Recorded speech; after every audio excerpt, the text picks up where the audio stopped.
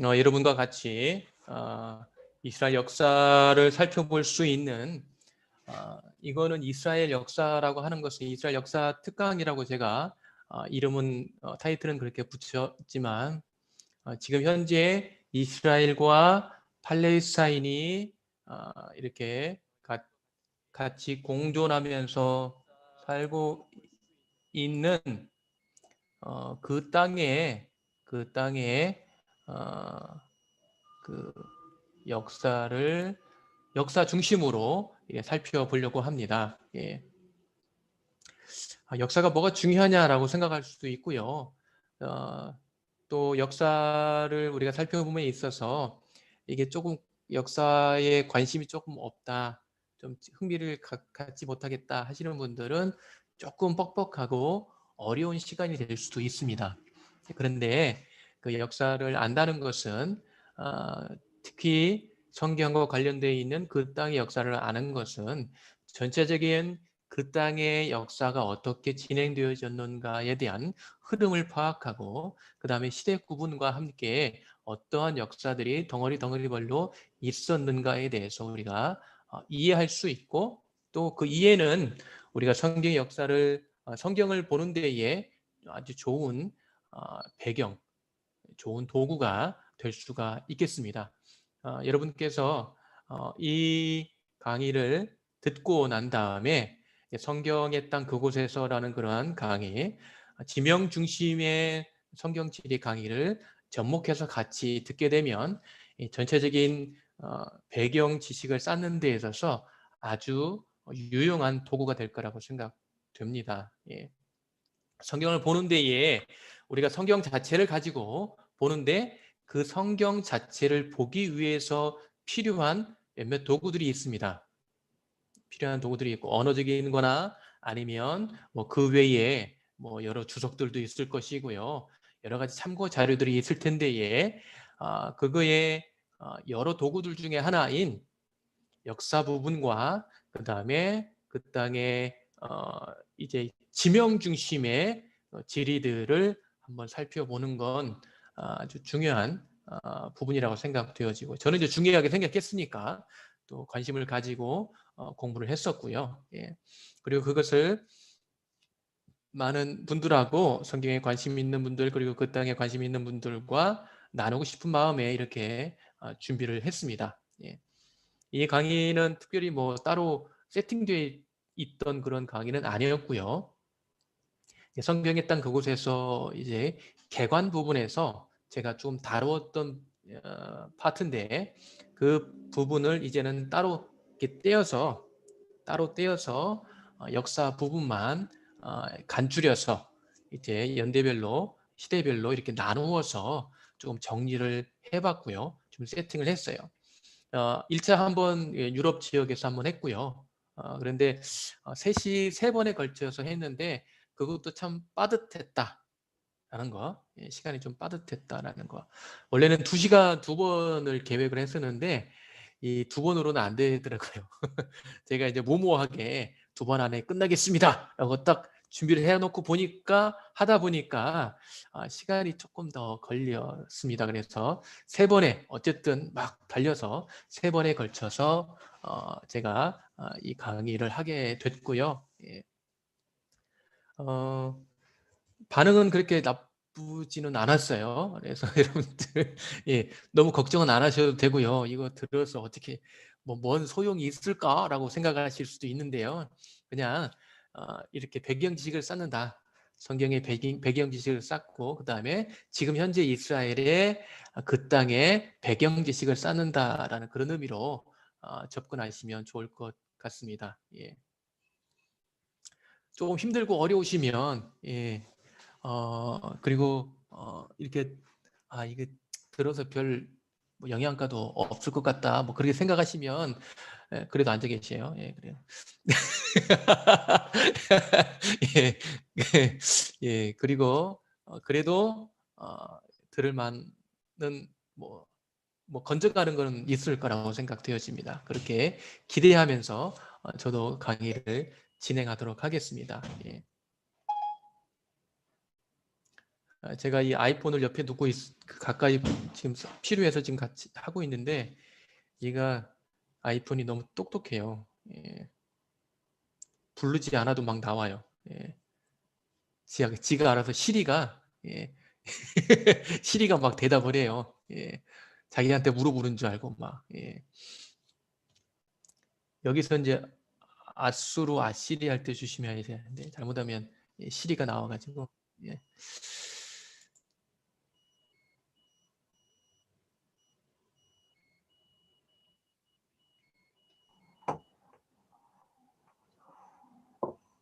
반갑습니다. 예. 손홍숙? 네네. 예. 알겠습니다. 이게 뭐 전정희 사모님이 네, 추천해서 예. 네. 반갑습니다. 네. 목사님, 반갑습니다. 이거 녹화 가능할까요? 녹화해도 될까요? 녹화요? 예, 그러셔요. 예. 감사합니다. 예.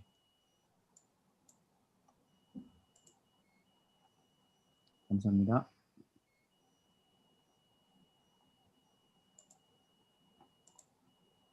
필요하신 분들은 녹화를 하셔도 상관이 없겠습니다. 예.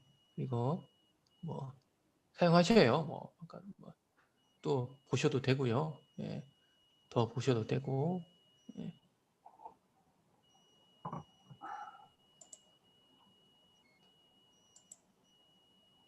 안 볼지도 모르지만 혹시나 이렇게 걸어놓으면 보험처럼 마음이 편해가지고요. 네. 예. 알겠습니다. 예. 보겠습니다. 꼭. 네. 네.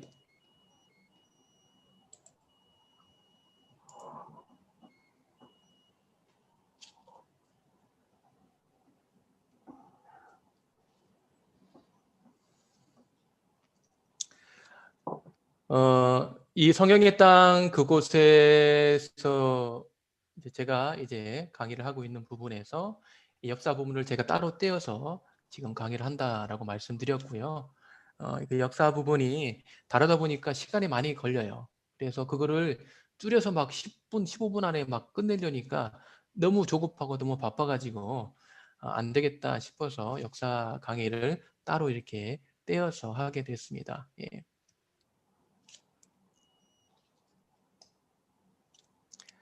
이 강의의 내용과 목적은요, 성경의 땅의 중심에 있었던 현 이스라엘, 팔레스타인 지역의 역사의 흐름을 알아보는 것이고요. 성경시대 역사를 또한 알아보고 성경시대 이후의 역사를 현대에 이르기까지 알아보려고 합니다. 4,000년의 역사를 알아보려고 하고 있고요. 성경의 땅의 역사의 흐름을 우리가 이것을 통해서 좀 이해했으면 좋겠다라는 거예요. 그래서 이것이 성경을 보는 데에 좀 도움을 받는 그런 배경 지식으로 여러분이 가져가셨으면 좋겠고요.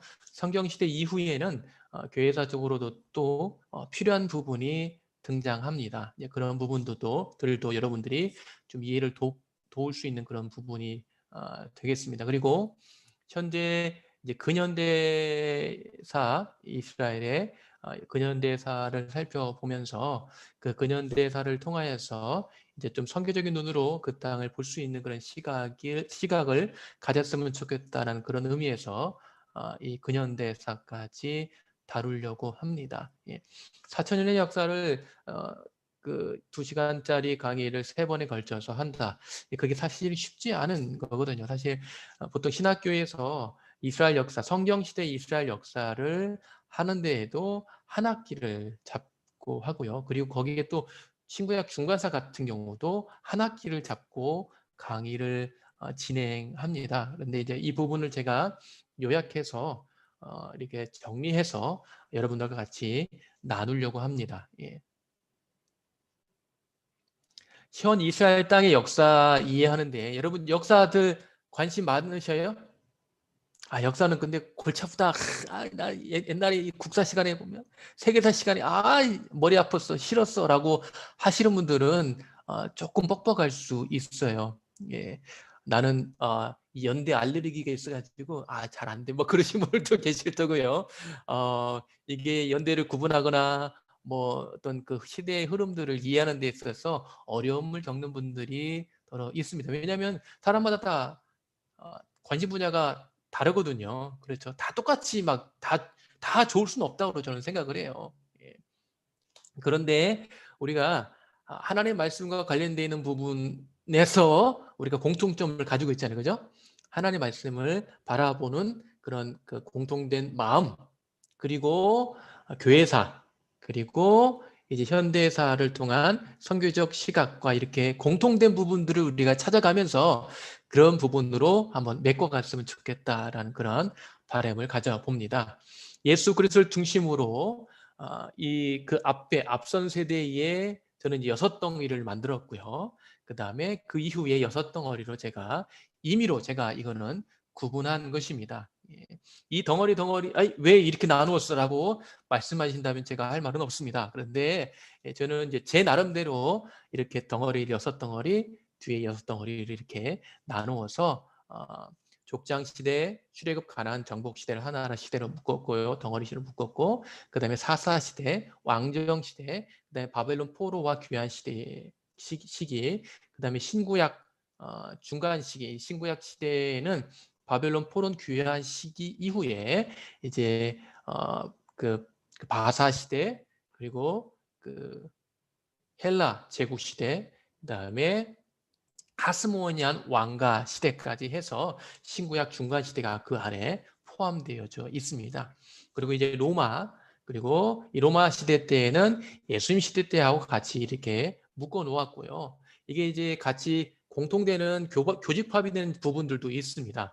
로마와 그 다음에 미시나 탈무드 시대, 그 다음에 비잔틴 시대 해가지고 이 시대가 조금 이렇게 얽혀있기도 하는데 저는 이제 뒤로 좀 나누어서 미시나 탈무드 시대 따로 이렇게 표현을 했고요. 그다음 그 시대가 비잔틴 시대하고 또 조금 맞물리는 그런 부분이 있어서 같이 제가 묶어놨습니다. 그리고 초기 이슬람 시대, 그다음에 초기 이슬람 시대라고 표현할 수도 있고 또한 전기 이슬람 시대라고 표현할 수도 있겠습니다. 그리고 그 중간에 초기와 후기, 또 전기와 후기 그 중간에 십자군 시대가 한 200여 년간 있었고요. 그 다음에 후기 이슬람 제국 시대, 그리고 영국 통치 시대, 영국 식민지 시대였죠. 그때가 신탁 통치라고 표현하는데 뭐 식민지 시대예요. 그리고 그 다음에 이제 현대 이스라엘 신생 독립국에 대한 그 이야기들로 한번 제가 이 강의를 엮어 가도록 하겠습니다. 예. 자, 먼저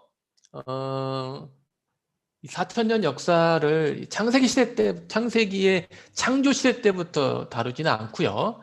어느 정도 이제 그 일반 역사가들과 뭐 이것도 좀 논란의 여지가 있지만 그래도 어느 정도 좀 일치하고 어느 정도 이제 맞아 들어가는 이 족장 시대 때부터 이제 현대 지금 최근 가자 전쟁 시기까지를 전체적으로 한번 다뤄보도록 하겠습니다. 기간은 4,000년이에요. 4,000년.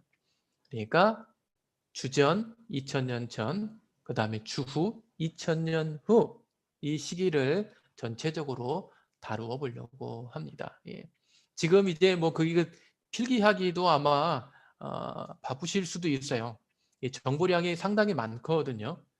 2,000년 역사인데 이 정보량이 상당히 많고요. 이 정보량을 다 이렇게 적기는 쉽지는 않을 거예요. 근데 이제 제가 이 PPT 만들어 놓은 자료는 PDF 파일로 제가 만들어서 여러분에게 그대로 보내드리겠습니다. 여러분에게 올려드릴 거니까요. 여러분 그 자료로 사용하셔도 되고요. 이거 뭐 하나만 가지고 있어도 이스라엘 역사에 대한 흐름을 이해하는 데는 상당한 도움이 될 거라고 생각되어집니다. 예. 뭐 자료들 많지만 여러분만이 가지고 있는 그런 자료가 있었으면 좋겠다는 생각이 들고요. 그리고 이것도 또한 여러분들이 활용하실 수 있겠습니다. 예. 제가 쉬는 시간에 제가 이거 올려드릴 테니까 여러분들 이제 쉬는 시간에 올려드리면 그거를 제가 미리 올려드려야 되겠지만 뭐 그건 좀 그렇고요.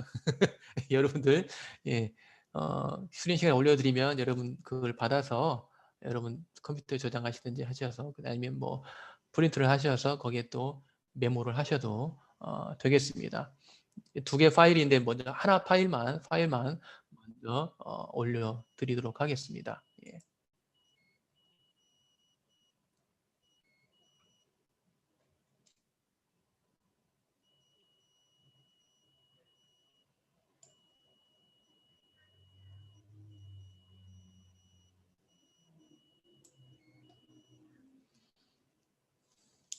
네, 또 새로 또 들어오셨군요. 반갑습니다. 예, 이따가 제가 강의 중이니까 이따가 말씀드리든지 아니면 나가셨네요. 예, 들어왔다가 예, 잘못 들으셨나 봐요. 예, 아니면 끊어졌나? 네. 자, 주전 2100년 경부터 이제 주전 1446년경까지 이 시기를 족장 시대와 민족의 형성 시기로 이렇게 제가 구분을 해서 말씀드립니다. 제가 여기 나오는 연대는 절대 연대가 아닙니다. 예, 절대 연대가 아니고요. 이 연대는 상대 연대로 사람들마다 학자들마다 달리 사용하고 있다는 거예요. 적게는 1년에서 2년이고요. 많게는 200년 차이도 나고 그래요. 이게 출애굽 연대이기 때문에 좀 그렇거든요. 그래서 이 역사를 해석함에 있어서 사람들마다 다양하게 바라보고 있고 다양하게 해석하고 있다는 건 우선 우리가 인정하고 들어가야 됩니다. 예. 그런데 저는 이제 어쨌든 성경에 좀 근거한 내용들과 그 다음에 보수적인 입장의 그런 그 내용들을 다룬다는 거 예, 참고로 말씀드립니다. 그리고 제가 이제 중간중간에 지도가 많이 등장하는데 그 지도는 이제 두란노 성서 제가 이제 말씀드릴게요. 예, 두란노 성서 지도라고 그 홀맨 아틀라스 홀맨 바이블 아틀라스라는 그 책이 있는데 그 책에서 많이 인용을 해왔음 참고로 말씀드립니다. 예.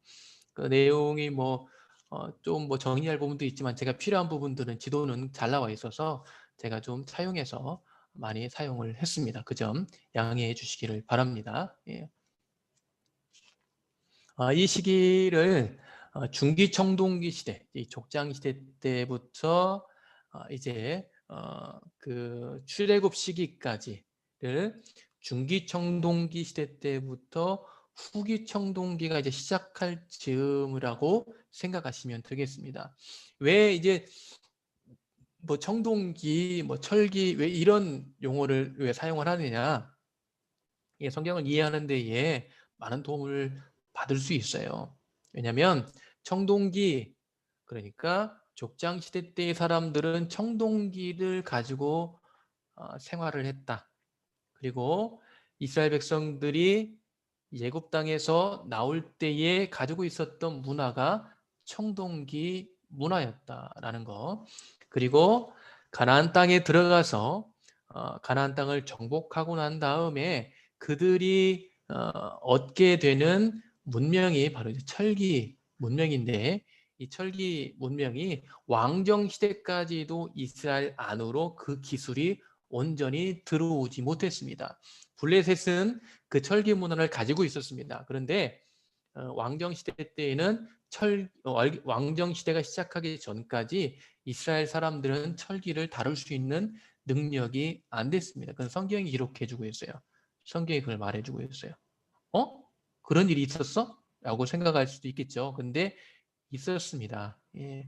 사울 왕 시대 때에 이 무기에 대해서 이야기를 해주면서 표현을 하면서 그들이 이 철기를 다룰 수 있는 기술이 안 됐다.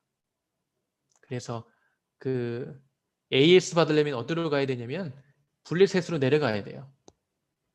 블레셋 지역으로 가서 AS를 받아야 되는 그러한 게 있어요. 그래서 이 그 세상에서 이 도구로 표현해주고 있는 시대 구분도 맞물려서 같이 기억해두면 좋을 것 같다라는 생각이 들어요. 예, 그래서 이 족장 시대 때에 가지고 다녔던 그리고 사용했던 도구들은 금속 도구가 바로 청동기였다 하는 거. 예, 중기 청동기 시대, 그 다음에 후기 청동기 시대, 예, 막 시작할 즈음 시기로 생각하시면 되겠습니다. 예. 이집트 역사와의 관계를 우리가 조금 이해를 해야 되는데, 이집트 역사가 참 찬란한 역사를 가지고 있었어요. 그죠? 이집트 역사가 찬란한 역사를 가지고 있었고, 그다음 이 이집트와 이스라엘의 관계는 뗄래야 뗄 수 없는 그런 관계 속에 있어요. 예. 이집트 역사하고 그다음에 메소포타미아 지역 역사하고는 뗄래야 뗄 수 없는 관계에 있고, 그리고 그 문명 속에 교집합으로 존재했던 땅이 가나안 땅이에요. 이스라엘 사람들이 지금 그 땅을 뭐 이스라엘 땅이다 그렇게 표현하지 않고요. 어떤 말을 더 선호하냐면 가나안 땅이라는 말을 더 선호합니다. 지금 현대 이스라엘 사람들도요. 이 팔레스타인 땅이라는 말보다 그 땅을 가나안 땅이라고 표현을 해요. 왜? 왜냐하면 성경에서 하나님께서 보내신 땅이 어느 땅이에요? 가나안 땅이죠. 그리고 가나안 땅에서 민족을 이루면서 살기를 원하셨다는 그 말씀에 근거해서, 그리고 이스라엘 백성들이 애굽 땅에 있다가 어디를 목적지를 향하고 가죠? 가나안 땅, 가나안 땅. 예, 이 가나안 땅. 그래서 이 가나안 땅, 가나안이라는 용어를 더 선호한다라는 거. 예. 이집트 역사가 보면 아브라함 시대 때, 그리고 심지어 모세 시대 때 이 피라미드를, 여러분 기자 피라미드 있죠? 큰 피라미드 있잖아요. 그죠? 여기 사진에 보이면 피라미드, 여러분 아시죠? 이집트 하면 생각나는 거 가장 먼저 떠올리는 게 대부분 뭐예요? 피라미드예요, 피라미드. 자, 그러면 족장 시대 때에 뭐 모세 시대 때에 피라미드를 봤을까요? 안 봤을까요? 정답은 몰라. 예요. 예, 정답은 몰라요. 그런데 봤을 가능성이 높아요. 예, 관광으로 갔을지도 모르죠. 예, 이게요, 이 족장 시대 때에도 이미 피라미드는 아주 옛날 꽃날 물건인 거예요. 이 기자 피라미드는요, 주전 2550년경에 만들어졌다고 기록하고 있어요. 주전 2550년경이요. 예, 그러니까 이미 이 아브라함 시대 때보다 거의 500년 앞서서, 그러니까 조선 시대, 우리 지금으로 말하면, 우리 지금 말하면 조선 시대 초기에 세워진 건물인 거예요. 그러니까 내가 지금 족장이다, 지금 족장이다라고 생각하면, 예, 내가 족장이다 생각하면, 지금 시대에, 지금 이 시기가 지금 족장이다 생각하면, 이 피라미드가 세워진 시기는 조선시대 초기 시대하고, 그러니까 500년 정도 차이가 나는 거예요. 그러니까 주전 21세기경의 족장 시대라고 본다면 500년, 600년 전에 이미 피라미드는 만들어졌다. 고왕국 시대, 중왕국 시대, 신왕국 시대, 뭐 이런 시기로 이렇게 이집트의 역사를 나누는데요. 고왕국 시대 때 이미 피라미드의 역사는 끝났어요. 예, 피라미드 여러분 잘 아시죠? 예, 피라미드 역사는 이미 고왕국 시대 때에 끝났고요. 족장들이 활동했던 시기는 어떤 시기냐면 고왕국 시기와 신왕국 시기에 이제 그 중간에 있는 중왕국 시대가 있어요. 그 중왕국 시대 때가 바로 족장들의 시대예요.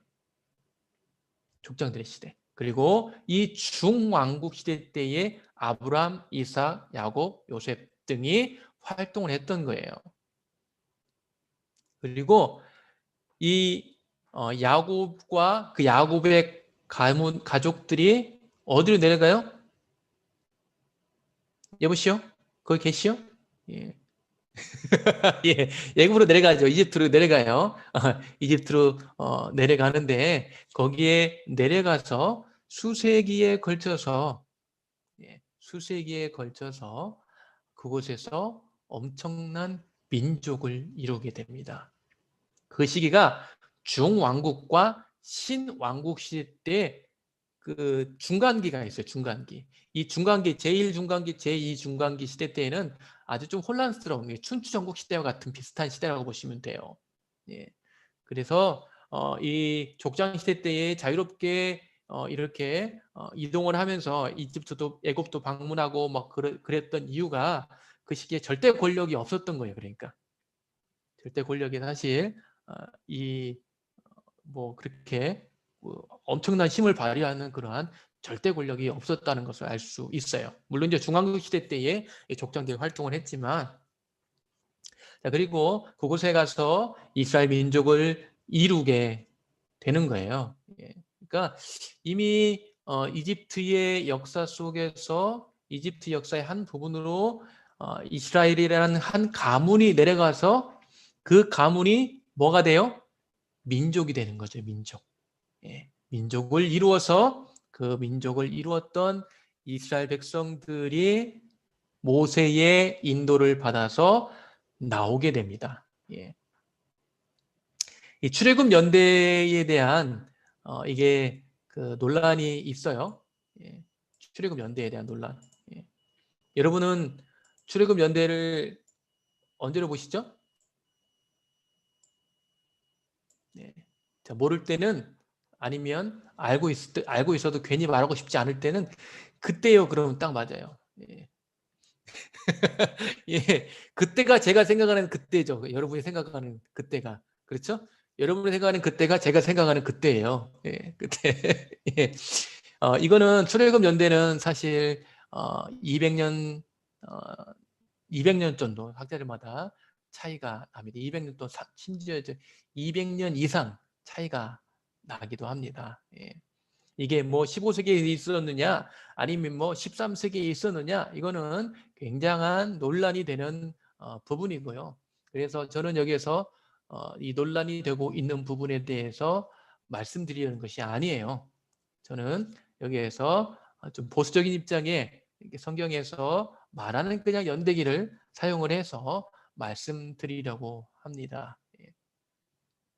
열왕기상 6장 1절 뭐 신학교에서 구약개론에 보면 이런 내용들이 나와요. 네, 이제 나오는데 열왕기상 6장에 보면 이스라엘 자손이 애굽 땅에서 나온 지 480년이요 솔로몬이 이스라엘의 왕이 된 지 4년 15월 곧 둘째 달에 솔로몬이 여호와를 위하여 성전 건축하기를 시작하였다라고 이렇게 표현하고 있는데 이제 그냥 간단하게 생각하자고요. 좀 이제 너무 복잡하게 생각하지 말고요.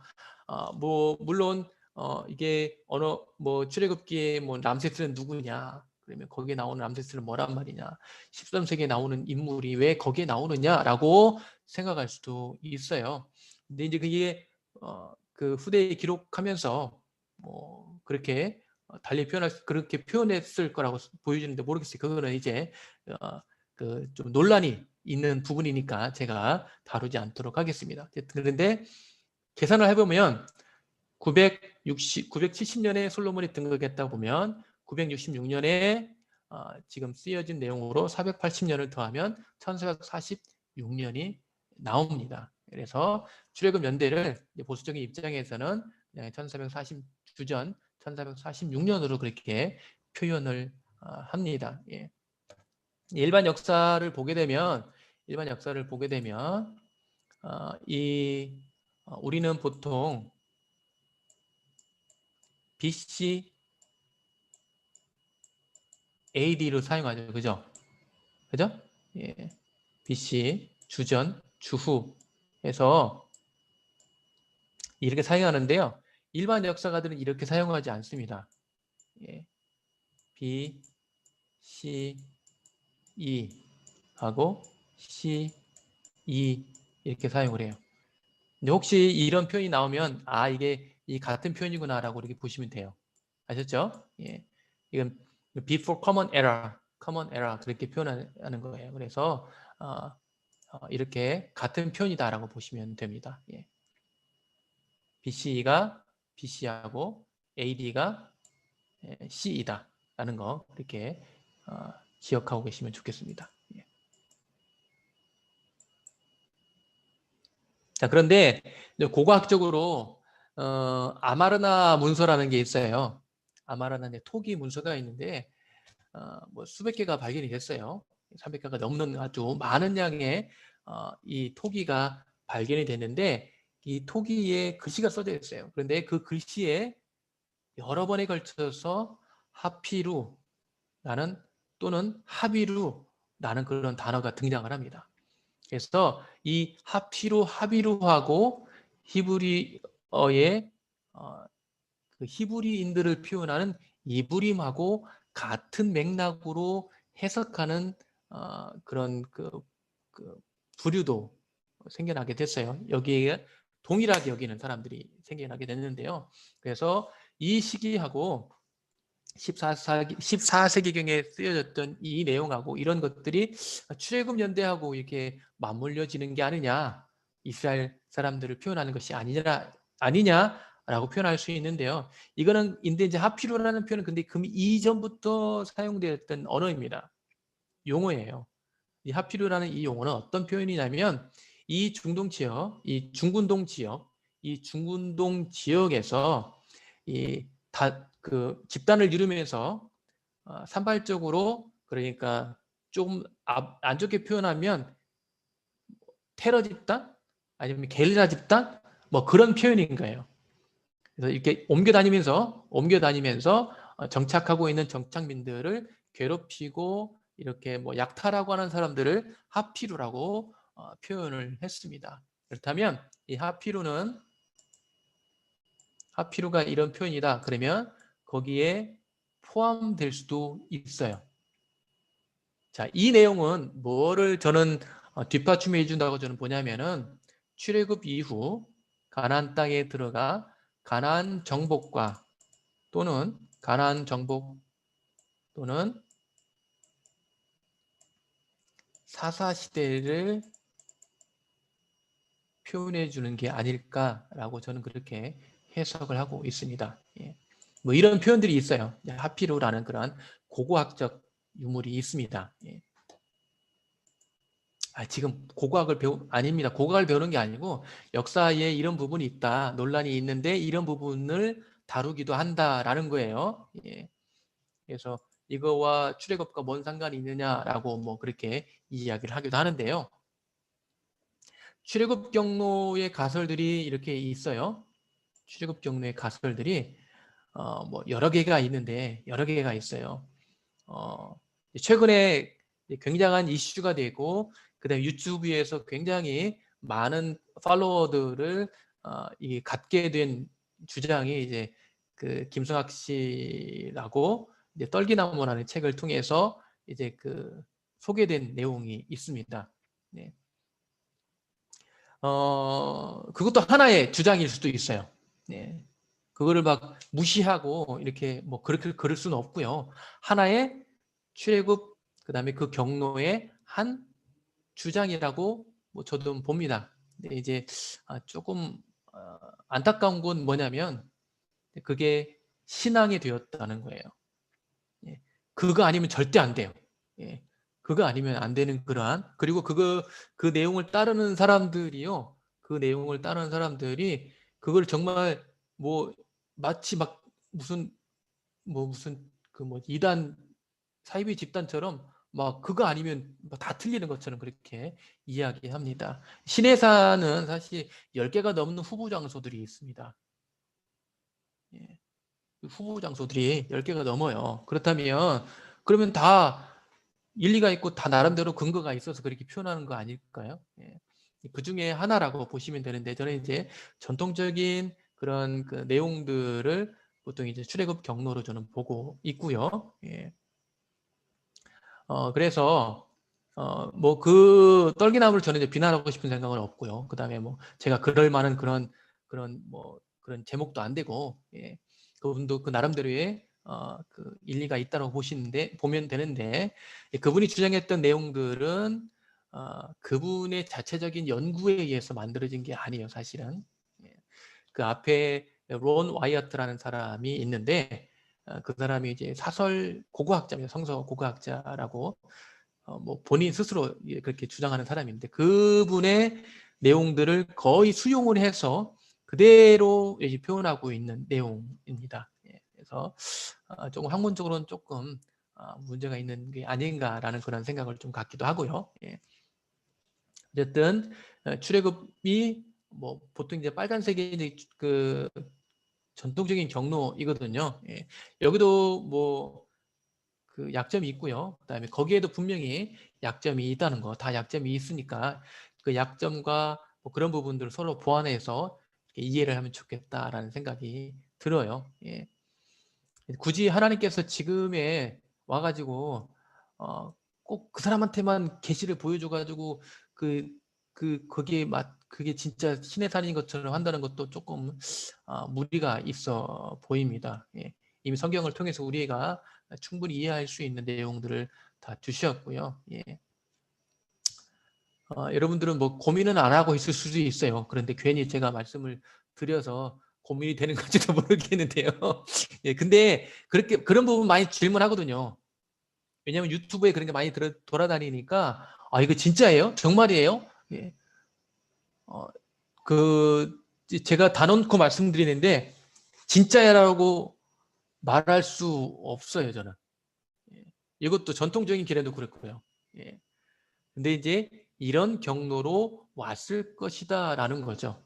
제가 이 성경의 땅 그곳에서라는 이 강의를 하면서 이게 수천 년 전, 2000년, 더 많게는 3000년, 3500년 전에 있었던 내용들인데 그 내용들을 밝혀내기는 참 쉽지 않잖아요. 그죠? 우리나라 역사도 어때요? 우리나라 역사도 사실 3000년 전 역사 여러분 얼마나 알아요? 그 유적지 유물 얼마나 압니까? 고조선 시대. 예. 얼마나 압니까? 예. 거기다가 막 그 뭐죠? 뭐 문패 아니면 뭐 이정표를 탁 그냥 지워지지 않는 그냥 도를 탁 만들어 가지고 새겨 가지고 막 박아 놨으면 우리가 논란의 여지가 없겠는데 논란의 여지가 있단 말이에요. 예. 그래서 학자들마다 요것도 맞다 저것이 맞다라고 주장하는 게 있는 거죠. 아이성도 가게 되면요. 아이도 가게 되면 이렇게 그 같은 비슷한 지역 안에요. 한 2, 3km 그 테두리 안에 지름 안에 그 아이라고 주장하는 데가 있어요. 다 있어요. 이 봉우리다 저 봉우리다 다 뻔히 보이는데 여기가 아이다고 얘기하고 저희가 아이다고 얘기하고 막 그렇단 말이에요. 그래서 우리가 이 성경 시대 때에 정말 빼도 박도 못하는 그런 장소들이 아니고는 논란의 여지는 다 있다라는 거, 예, 우리가 생각해 두시면 염두에 두시면 좋겠습니다. 예. 그리고 가장 오래된 이스라엘이라는 그러한 단어가 등장하는 그런 곳이 있어요. 그 메르납타라는 그런 비문이 있는데 거기에 명확하게 이스라엘이라는 그러한 이름이 등장을 합니다. 이거는 사실 그 13세기 때에 만들어진 건데요. 그러면 이게 13세기 출애굽 연대하고 맞아가 들어가는 거 아니야? 라고 이야기할 수도 있겠지요. 근데 저는 이제 이거를 사사시대 정도로 이해를 하고 있습니다. 예. 그래서 이 시기 아까 하피루라는 단어나 이스라엘이라는 이 문서가 오히려 이 출애굽 연대보다는 혼란했던 그 정복 시기나 아니면 사사 시대와 연결시키는 것이 더 낫지 않을까라고 저는 그렇게 생각을 하고 있습니다. 물론 여러분들 다른 생각이 갖고 계시다면 그렇게 다른 생각으로 이렇게 정리하셔도 상관이 없겠습니다. 예.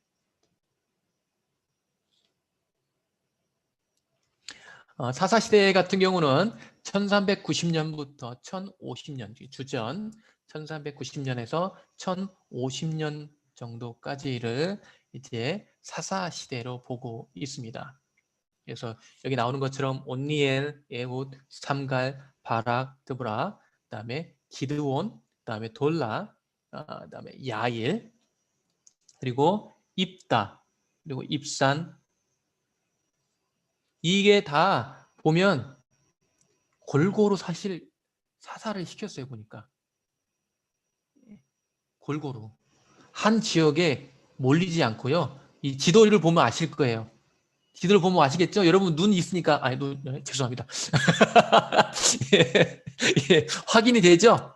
예, 확인이 되죠. 이렇게 지도에 보면 골고루 이렇게 다 사사들이 퍼져 있는 것을, 분포되어 있는 것을 볼 수가 있어요. 이게 그 시대 구분에 따라서 이렇게 활동을 했는지 아니면 이게 앞뒤가 좀 섞여 있는지 알 수는 없지만 성경은 어쨌든 이렇게 이런 순서로 기록해 주고 있습니다. 예. 그래서 이 사사 시대를 이렇게 이 시대 그 사사의 이름들과 그 다음에 활동했던 지역들, 그 다음에 뭐 사역 기간이나 그 다음에 이 사사 시대 그 각 사사 시대 때에 괴롭혔던 그런 압제자들을 같이 연결시켜서 기억을 해두시면 여러분들 도움이 되겠죠, 그죠? 성경 역사를 이해하는 데 있어서 도움이 되겠습니다. 오늘은 아멜렉의 구산, 뭐 리사다임 왕, 아람 나하림, 뭐 모압, 에훗 시대 모압과 에글론, 삼갈 블레셋, 그다음에 바락도보라는 야빈과 그의 군대장관 시스라, 기드온은 미디안 족속, 아말렉 족속, 그다음에 입다 이제 암몬 족속, 블레셋 족속이 나오죠. 그래서 삼손 시대 때의 블레셋 족속 이야기가 이렇게 같이 압제자로 이렇게 등장을 하고 있다는 것 연결시켜서 기억해 두시면 좋을 것 같습니다. 예. 제가 이거는 보내드려요. 다. 그러니까 참 이렇게 자료로 여러분은 활용을 하셔도 돼요. 예. 따로 역사책 따로 보지 마시고요. 뭐 이것만 보셔도 어느 정도 이해가 될 거라고 생각되어지고요. 정리가 될 거라고 생각되어집니다. 예.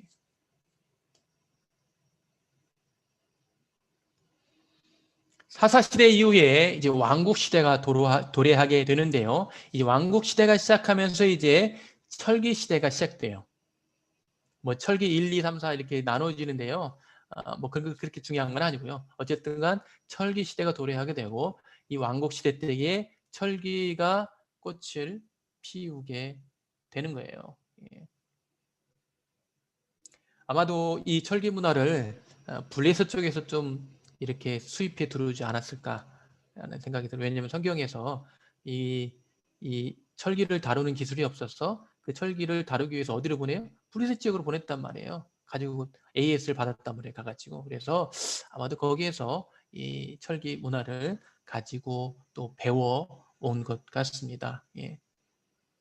그리고 이 왕국 시대에 이제 분열 왕국 시대 때인데요. 그거는 이 엘리사 시대 때의 선지자 엘리사 시대 때에 도끼 사건이 있어요. 예, 있죠. 도끼 사건. 도끼를 나무를 하다가 도끼가 빠지잖아요. 그죠? 예. 우리 같으면 어디 철물점 가면 타면 되잖아라고 생각할 수 있죠. 그죠? 예, 쉽게 생각할 수 있는데요. 그렇지 않아요. 예. 그 시기에 이 도끼는 굉장히 고가 품이었다는 거예요.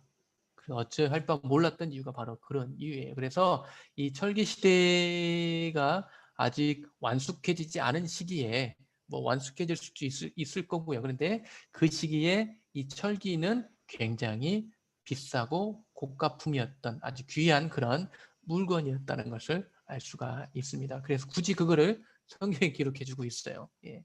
그래서 이 철기시대, 청동시대라는 것을 구분하면서 이런 부분을 연결시키면 성경이 조금 더 성경을 이해하는 데에 도움이 되는 거죠. 그래서 이 철기시대하고 청동시대를 구분하는 것은 어디 시대요? 왕국시대하고 사사시대하고 이렇게 연결시켜서 기억을 하면 되겠습니다. 예.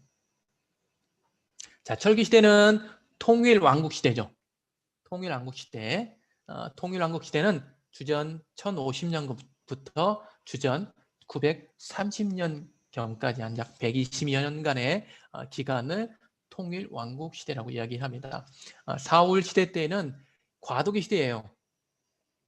과도기 시대여서 이게 왕국 시기도 아닌 것 같고 사사 시대도 아닌 것 같은 그러한 시대였던 거예요. 예.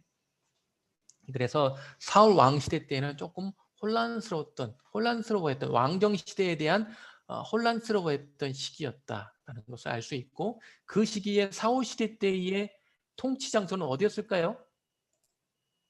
사울의 통치 장소? 예루살렘이 아니에요. 물론 지금은 그 지역이 예루살렘 행정구역 안으로 들어가지만요. 기브아였어요. 기브아는 사울의 고향이었죠. 예, 사울의 고향이었어요. 베냐민 지파 땅이었어요. 예, 거기에서 그 아주 멋진 사람이 살고 있었어요. 최근까지 살았고요. 그리고 그 사람이 지금 미국에 와 있다고 하네요. LA에. 예, 그 사람이 미국에 와 있대요. 예, 그 동네에 살고 있었던 사람이 예, 예, 그 사람이 예, 홍진우라고요. 그 사람이 있었어요. 예. 거기에 살고 있었습니다. 예, 베냐민 지파 땅에 살고 있었대요. 예, 어쨌든 예, 자 사울 시기는 과도기 시대였다.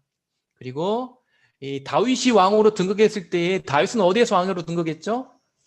헤브론, 처음에 헤브론에서 왕으로 등극했는데 그때는 통일 왕국의 왕이 아니었어요.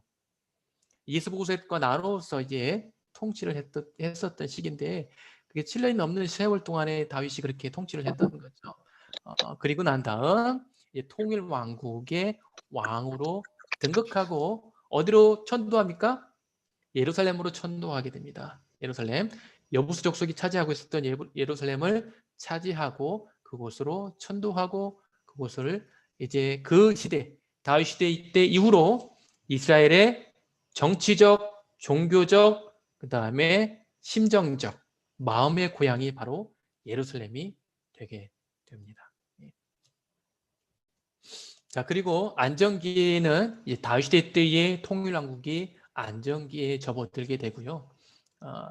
확장도 이 영토 확장도 다윗 시대 때에 엄청나게 지금 이스라엘 역사 그 땅의 역사 중에 가장 넓은 영토를 차지했던 시기가 바로 다윗과 솔로몬 시기이죠.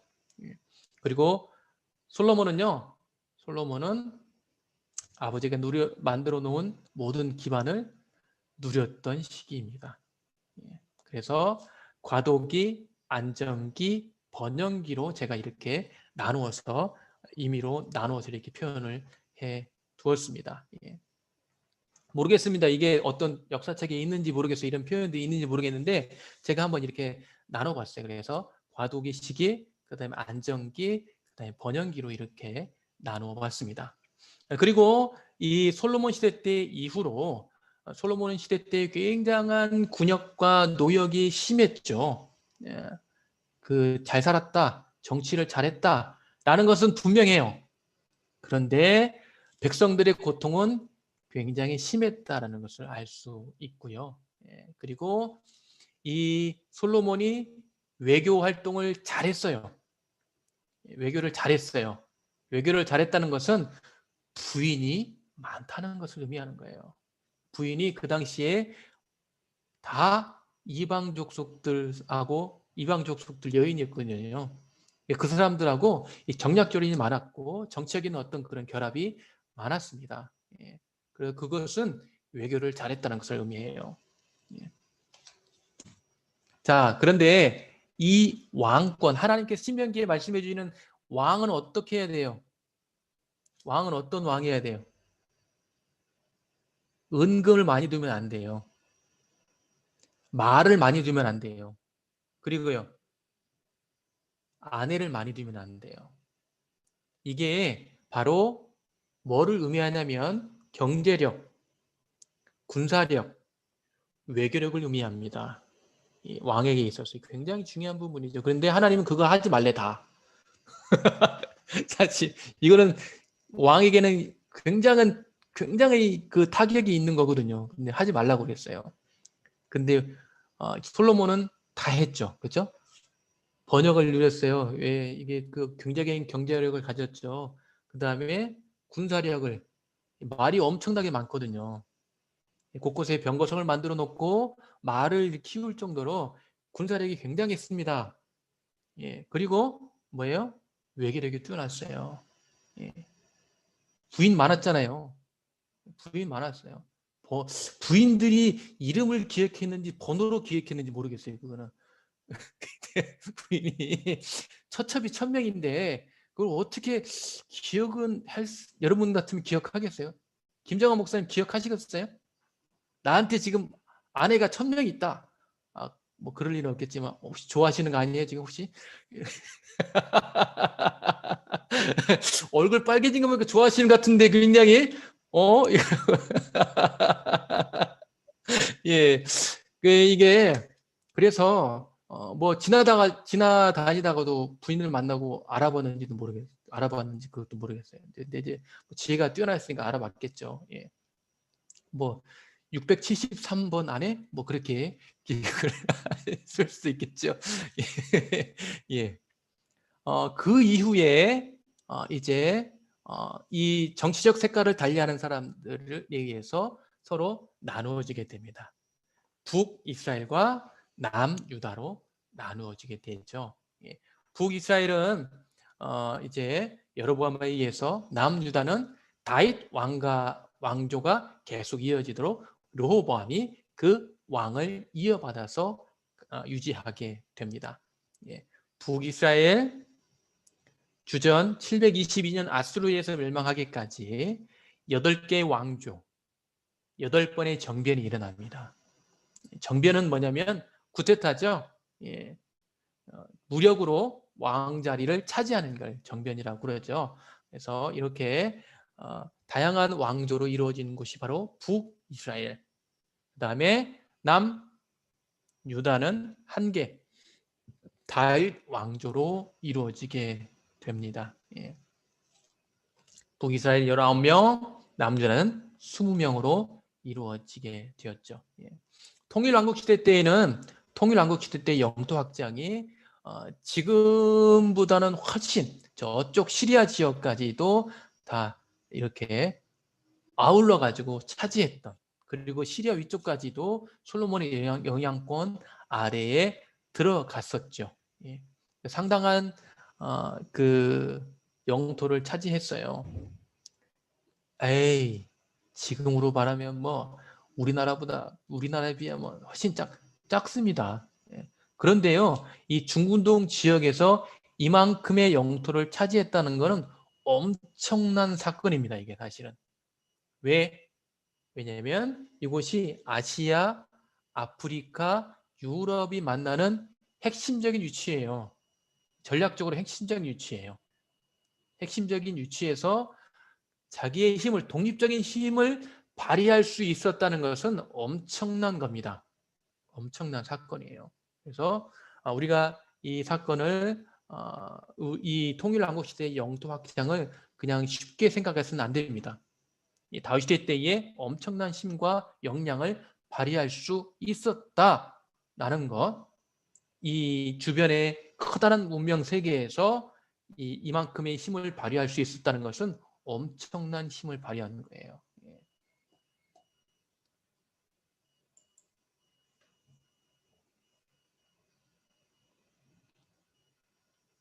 분열 왕국 시기를 제가 한번 이렇게 다 정리해 봤어요. 참 이거 쓰는데 아주 죽는 줄 알았어요. 이거 만드는데 예, 타이핑 다 치고 막 하는데 아휴 그냥 예. 그래도 세팅을 한번 해놓으니까 정말 좋은 것 같아요. 예, 활용을 할 수 있고 하니까 너무 좋은 것 같습니다. 예. 이 북이스라엘 왕국이고요. 그 다음에 남유다 왕국입니다. 여기 이제 남유다는 더 왕들이 있어요. 근데 분열 왕국 시기로 북이스라엘과 남유다가 같이 병행하면서 같이 역사를 이루어갔던 거고요. 남유다의 홀로서기 부분은 뒤에 제가 정리해 두었습니다. 그래서 여로보암, 나답, 바하사 엘라. 이게 다 여기 색깔로 구분해 놓은 것은 왕조 구분이에요. 왕조 구분. 이 북이스라엘 하면 하나의 왕조로 생각할 수 있거든요. 그렇지 않습니다. 왕조가 바뀌었어요. 예. 9개의 왕조로 이루어졌던 거예요. 그러니까 여로보암 왕조, 쉽게 표현하면 여로보암 왕조, 바사 왕조, 시므리 왕조로 표현하기는 좀 그래요. 왜냐하면 7일밖에 안 되거든요. 통치 기간이 7일밖에 안 돼요. 그리고 오므리 왕조, 예후 왕조, 살롬 왕조, 무나햄, 베가 이렇게 나누어지게 됩니다. 9개 왕조로 이루어져 있었던 곳이 이 북이스라엘 왕국의 역사예요. 오므리 왕조, 오므리 왕 그 가장 오랫동안 이 왕조를 이루었던 왕조가 오므리하고 예후 왕조예요. 예후 왕조가 가장 많고 그다음에 오므리인데요. 이 오므리 왕조 시대에 잠깐 분열한 것이가 있었어요. 예. 그 기분이라는 사람하고 나누어져 있었거든요. 그걸 오므리가 이제 이렇게 통합시켰습니다. 이거 들어보셨어요? 디브니? 성경에 나오는 거예요, 근데. 이게 제가 어디서 만든 게 아니고 성경에 나오는 거예요. 이거 지금 우리 문제인 거예요, 지금 이렇게. 우리 문제의식을 아주 깊이 느껴야 됩니다, 지금. 예. 예. 일반 역사에 나오는 게 성경에 나오는 거니까, 우리가. 예. 자, 그리고 남유다 같은 경우는 중간에 북이스라엘에서 시집온 아달랴가 통치했던 시기 외에는 다 유다 왕조 곧 다윗의 왕조로 이루어지게 됩니다. 예, 다윗의 왕조로 이 남유다가 이루어지게 되고 아하스와 히스기야 시대 때에 북이스라엘은 아수르에 의해서 침략을 받고 결국에는 아수르에 의해서 멸망을 하게 됩니다. 주전 722년 또는 주전 721년경에 멸망을 하게 됩니다. 이 시기에 늘 이스라엘 역사에서 이 위협적인 역할을 했던 블레셋 있죠, 블레셋. 블레셋이 큰 타격을 입습니다. 큰 타격을 입고 그 세력이 점점 약해져요. 그리고 남유다가 멸망할 때쯤 이 블레셋의 역사는 역사 속에서 사라지게 됩니다. 역사 속에 사라지게 돼요. 그러니까 지금 있는 사람들은 블레셋의 후예다고 그런 말 하시면 안 됩니다. 성경에 블레셋의 후예다라고 보시면 생각하시면 안 돼요. 아니 됩니다. 아셨죠?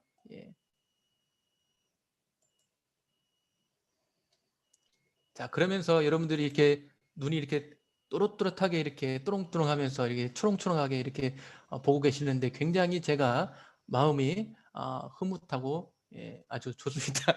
네. 감사드리고요.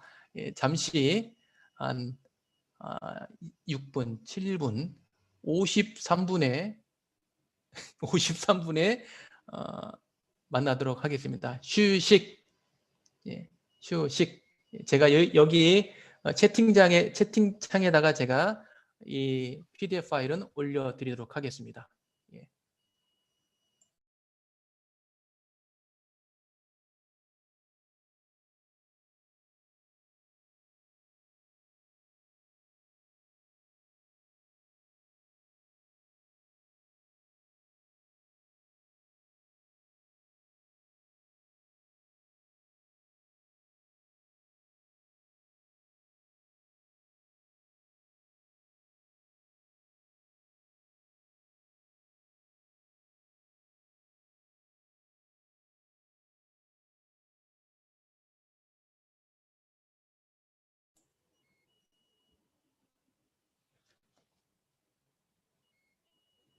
네, 이제 또 강의를 진행하도록 하겠습니다. 쉬는 시간이 맞춰졌고, 그냥 편하게 들으시면 좋을 것 같아요. 이렇게 이런 역사들이 있었구나. 좀 복잡하게 제가 뭐 PPT를 만들어 놨지만, PPT 보는 거 저도 참 불편합니다. 제가 만들어 놓고도 그냥 안 보고 가는 게 편한데, PPT 따라서 가려고 하니까 좀 오히려 더 불편해요. 예, 네. 여러분에게는 그래도 눈으로 보는 게 가시적인 게 있어야지 또 강의 들을 만도 나고 그렇게 생각되어 집니다. 예. 다 계시죠? 들어오신 거죠? 예. 혹시 이제 뭐 입이 궁금하시거나 뭐 시장하시거나 뭐 간식을 드셔야 되겠다 그러면 드시면서 하셔도 괜찮습니다. 뮤트만 하고 드시면 상관이 없겠습니다. 예. 그 음소거 안 하고 그냥 드시면 다 소리가 다 들리기 때문에 예. 쩝쩝하는 소리가 다 들리기 때문에 음소거 하시고 그리고 드셔도 상관이 없겠습니다. 예. 지금 뭐 한국은 아침 시간이라 예. 그렇죠? 아침 시간이라 여기는 지금 오후 6시, 7시 돼갑니다. 예.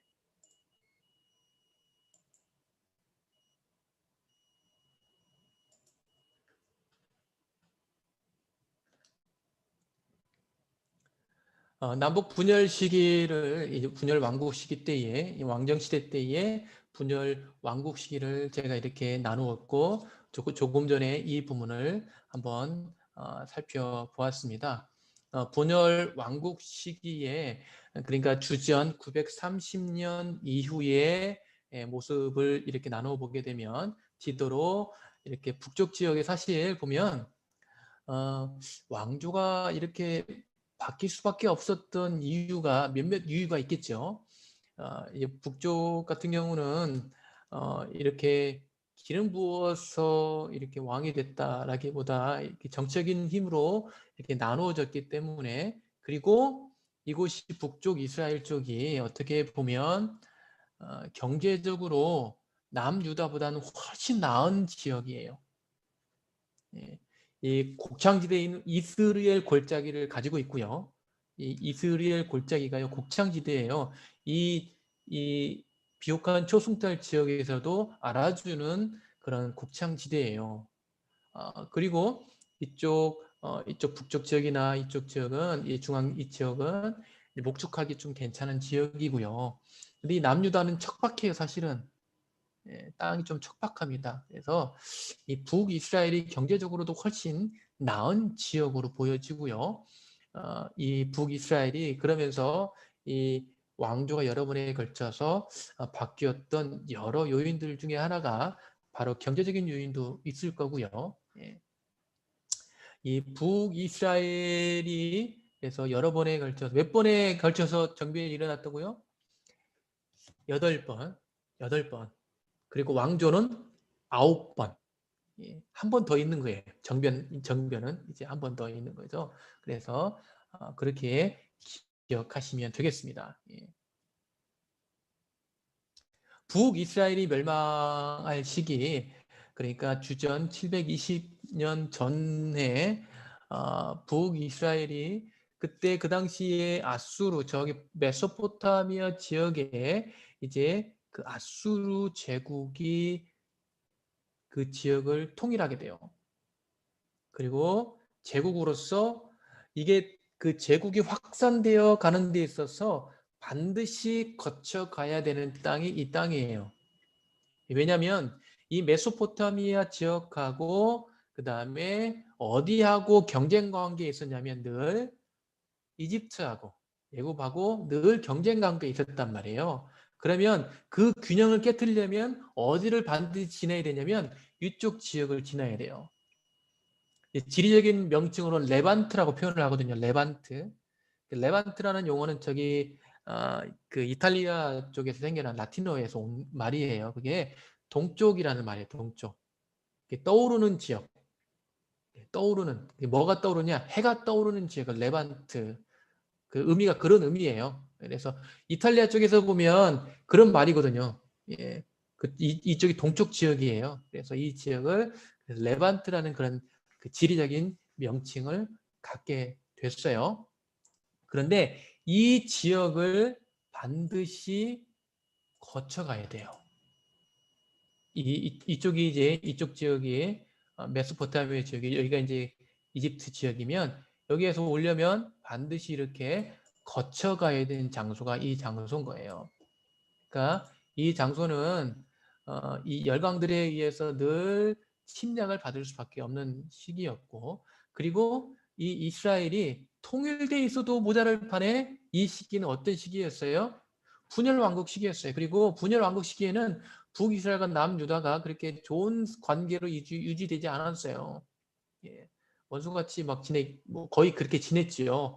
자, 그러면서 이 북이스라엘이 먼저 이렇게 침략을 받으면서 그 성경에 나오거든요. 성경에 나오는데 열왕기하 15장, 뭐 16장 이렇게 나오는데 이게 뭐 이온, 아벨, 벳 마아가, 뭐 게데스 하솔, 그다음에 갈릴리 지역, 납달리 온 땅이라고 그러면서 이 지역에 대한 그런 정복 모습들이 성경에 명확하게 기록되어져 있어요. 그러한 이 아수르의 침략에 의해서 여러 번에 걸쳐서 침략에 의해서 최종적으로 주지한 722년 또는 721년경에 북이스라엘이 무너지게 됩니다. 무너지게 되죠. 그리고 남유다까지 위협을 가하게 되는 거예요. 남유다까지. 남유다가 위협을 당하면서 그 당시에 이 서쪽편에 자리하고 있었던 블레셋도 또한 아수르에 의해서 이런 공격을 받게 되고 그 세력이 쭉 확 줄어들게 됩니다. 예. 명맥을 겨우겨우 유지하다가 결국에는 남유다가 멸망할 즈음에 바빌론에 의해서 블레셋은 사라지게 되지요. 예. 그 아수르의 식민 정책 그게 뭐였냐면 이주 정책이었어요. 이주와 혼혈 정책. 예. 이주와 혼혈 정책이었어요. 혼혈. 그래서 이거는 어떤 걸 뭘 의미하냐면 정체성을 흐려놓는 거예요. 이게 아주 기가 막힌 정책이죠. 식민지를 관리하는 데 있어서는. 예. 이쪽 사람을 이 동네 사람을 저쪽 동네로 이주시켜요. 일부를 또 이쪽 사람들이 이쪽으로 이주시켜요. 그리고 서로 통혼하도록 하는 거예요. 결혼시키는 거예요. 그러면 이제 말하자면 혼혈 아들이 생겨나는 거죠. 그리고 그들이 갖는 정체성에 문제가 생겨나게 돼요. 그러면 이 식민지 정책으로서는 아주 수월하게 이렇게 관리할 수 있는 게 되는 거예요. 지금 외국에 사는 아이들이 그리고 외국인과 다른 문화권의 사람, 다른 인종과의 결혼을 통해서 낳은 아이들이 많은 정체성의 혼란을 겪는 이유도 보면 다른 문화, 다른 인종으로서 그 가정을 이루었을 때에 일어나는 문제들인 거예요. 예. 그래서 그 아이들은 굉장히 정체성의 혼란을 겪죠. 예. 저희 아이들도요, 둘 다 한국 사람들 사이에서 태어난 아이들인데 다른 문화권에서 자랐잖아요. 어릴 때 가가지고 초등학교 아주 저학년 때 가서 어릴 때 가서 자랐기 때문에 한국에 대한 어떤 그런 게 없어요. 외국식 뭐 그런 거 제가 뭐 그런 거 못 심어줘서 그런지 모르겠지만 되게 어쨌든 그래요. 그런 거 뭐 한국에 대해서 뭐 한국 하면 좋다 그런 거 그 정도는 있어요. 뭐가 좋냐? 놀기 좋다. 먹을 거 많다. 뭐 그런 그 정도. 예, 예, 그런 거지. 뭐 한국 가서 살고 싶다. 뭐 그렇게 특별히 그런 마음들은 없는 것 같아요. 예.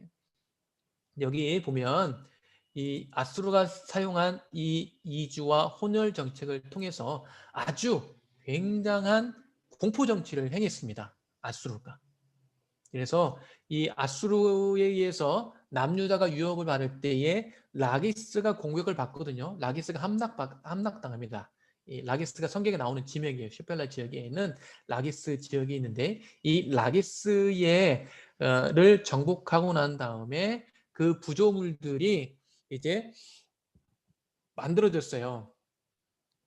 그 부조물들이 만들어졌는데 그 부조물 속에 많은 정복하는 내용과 함께 포로들을 아주 압제하고 그리고 아주 엄청나게 그 형을 가하는 모습들이 자세하게 묘사되어 있어요.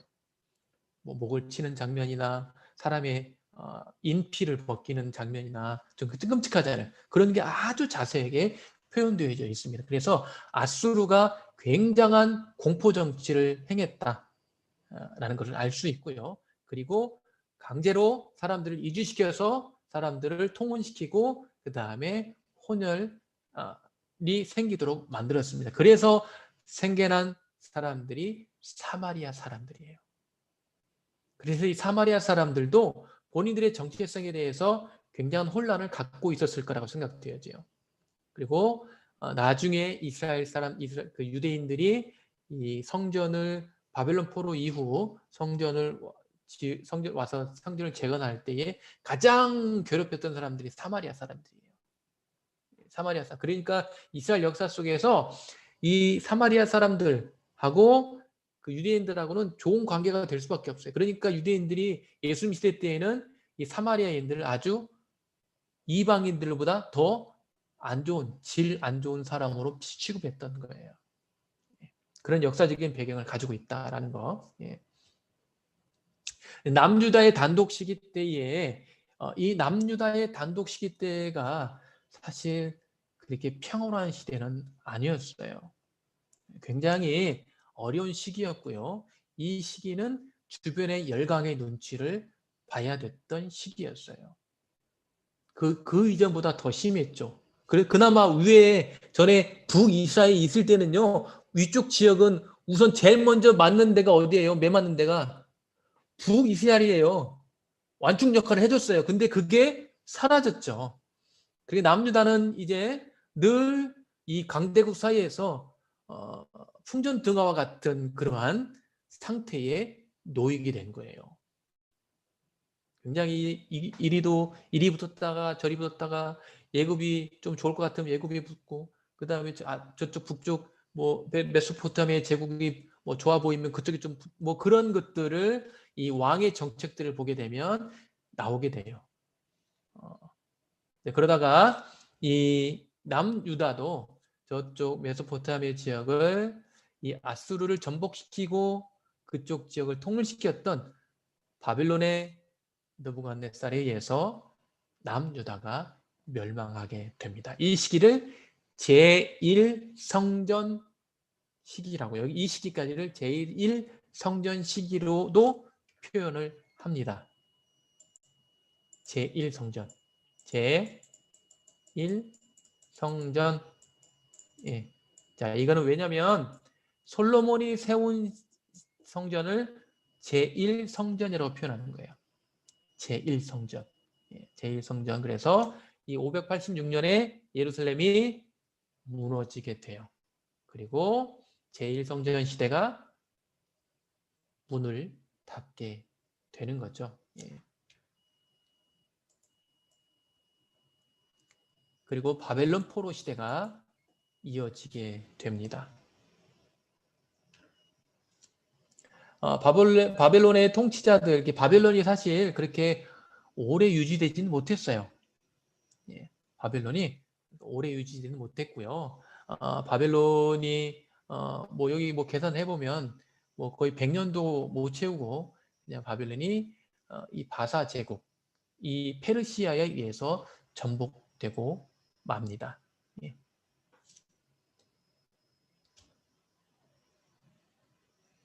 이 바벨론 포로 시기는 그러니까 예루살렘이 멸망하기 전 주전 586년 이전에 이미 포로 시기가 있었어요. 그거를 세 차례 나누어서 보통 이제 역사가들은 이야기를 하고 있습니다. 1차 포로, 2차 포로, 3차 포로.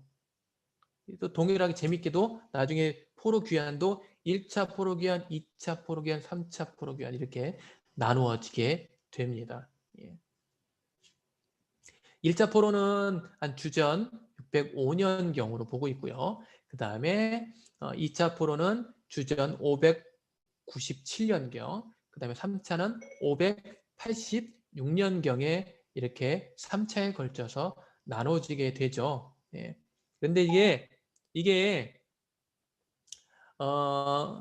그 1차 포로가 이루어졌던 시기 70년 뒤에 1차 포로 귀환이 이루어지게 됩니다.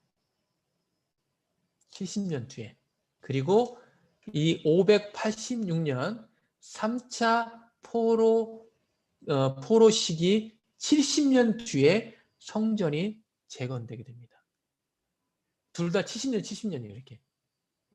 약 70년. 그러니까 1차 포로 70년 뒤에 그 포로 귀환이 이루어지게 되고요. 1차 포로 귀환이 이루어지게 되고 3차 포로 시기 이후 70년 뒤에 성전, 예루살렘 성전이 재건되게 됩니다.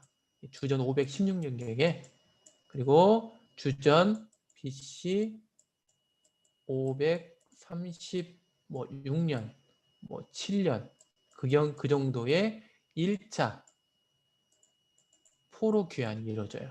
포로 귀환. 제가 이 마우스로 쓰다 보니까 이게 잘 글씨가 거시기 합니다. 제가 혹시 이렇게 개떡같이 이렇게 글씨를 써도 여러분이 찰떡같이 알아듣고 잘 메모를 하실 거라고 생각됩니다. 제가 채팅창에 제가 PDF 파일 올려드린 거 보셨죠? 예, 그 PDF 파일 그거는 다운 받으셔서 이거 끝나기 전에 받으셔야 돼요. 예, 끝나면 사라집니다. 그러니까 끝나기 전에 받으셔서 갖고 계시면 좋겠습니다. 예.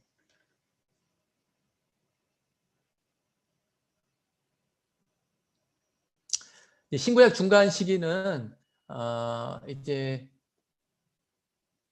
바사 시대, 헬라 제국 시대, 그 다음에 하스모니안 왕조 시대,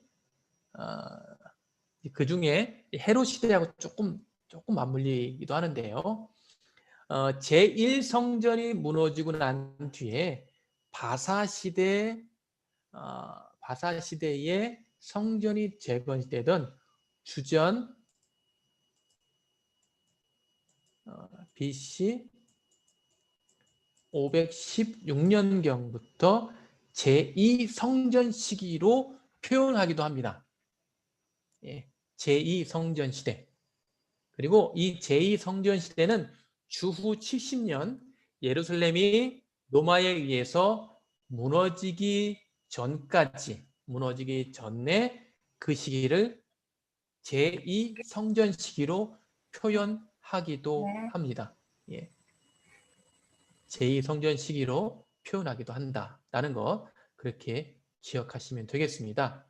그래서 그런데 이제 이 시기를 저는 이제 신구약 중간기로 하나로 뭉뚱그려서 덩어리로 정했고요. 그다음에 그 신구약 중간 시기 때에 세분화시키면 바사 시대, 헬라 제국 시대, 하스모니안 왕조 시대 이렇게 이 시기를 신구약 중간기라고 표현을 했습니다.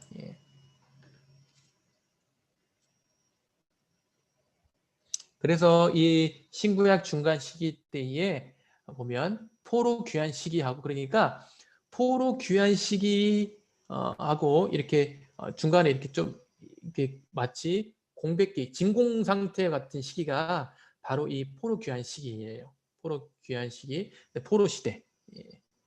그런데 이제 이게 중간에 조금 서로 교집합처럼 맞물리는 시기죠. 왕정 시기하고 신구약 중간 시기. 그 사이에 이제 또 포로 시대, 그다음에 포로 귀환 시대가 이렇게 끼어 있습니다. 끼어 있어요. 자, 1차 포로 귀환은 그 주전 537년경에 이거는 537년경은 1차 포로가 있었던 70년 뒤의 모습이에요. 거의 70년 뒤에 1차 포로 귀환이 이루어지게 됩니다. 그렇게 생각하면 70년 생각하면 연대를 기억하기는 아주 쉽습니다.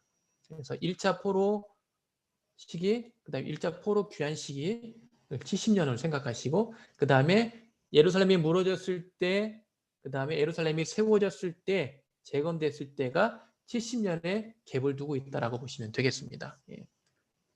2차 포로 귀환은요, 주전 458년경이고요. 에스라에 의해서 했고 3차는 주전 444년경에 느헤미야에 의해서 이루어졌던 포로 귀환.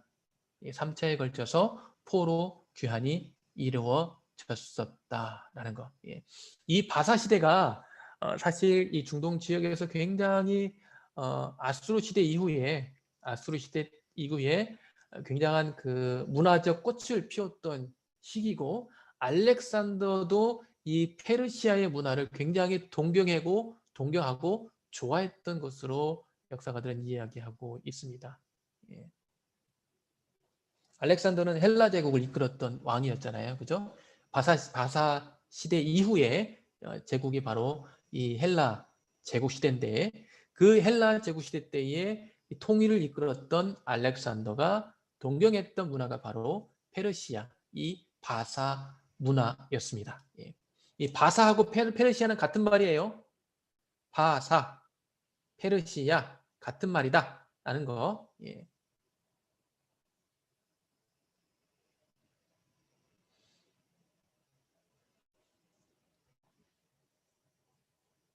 어, 이 신구약 중강 시기 때에 이 바사 제국 시대에 이 바사가요, 사실 이 중군동 지역, 이 지역을 정복할 때쯤에